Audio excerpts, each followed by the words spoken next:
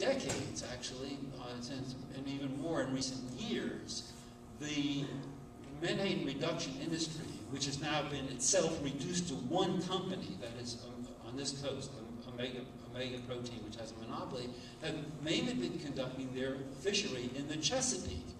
They have 10 ships guided by planes operating in the Virginia waters of the Chesapeake, which is that's the southern half, roughly half of the Chesapeake.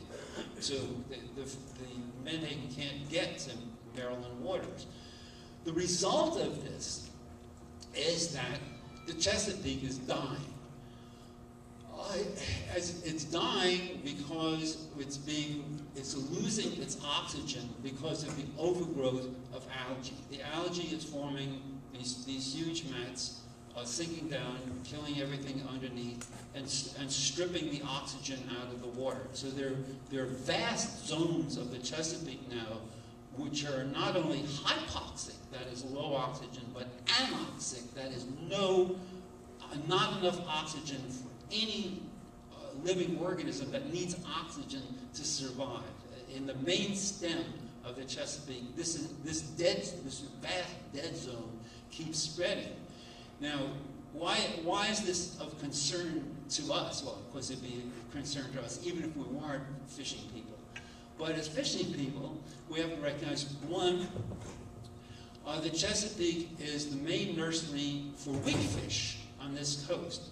Something like 70 to 80 or more percent of the weakfish on this coast historically spent their childhood in the Chesapeake, where the menhaden population has been lowered and lowered and lowered.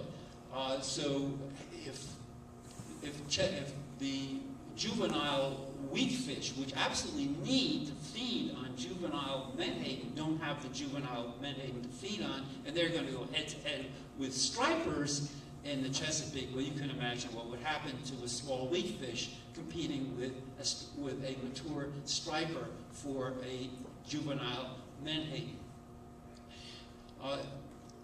The Chesapeake is also the nursery for various estimates. I think this kind of a general consensus that revolves around 70% of the striped bass on this coast grew up in the Chesapeake. And we, of course, in Long Island, there's a resident population. We have a resident population in the Hudson.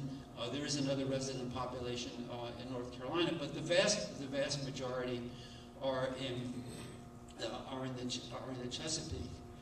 Because of the conditions in the Chesapeake, that is,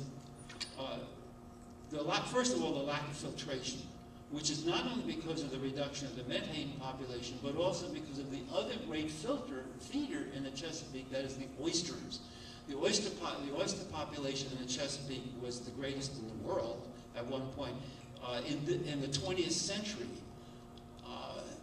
every night, a full train would go to St. Louis, and another full train would go to Chicago, loaded with nothing but oysters every single night. Now we have 1% of that historic population of oysters in the Chesapeake. So that's the filter feeders down on the bottom. They're gone. The menhaden population has been stripped. They're almost gone. So the waters are not being filtered.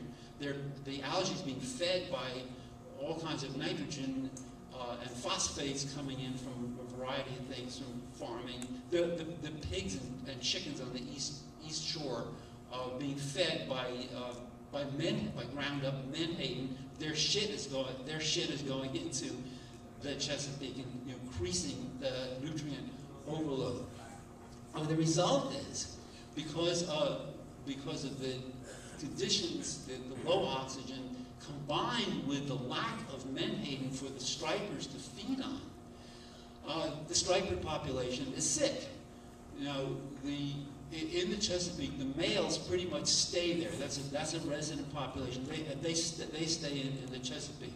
The big spawned out females, some of which that we catch up here, that grew up in the Chesapeake, they migrate. They come out of the Chesapeake and come to the coast and go up to through New England.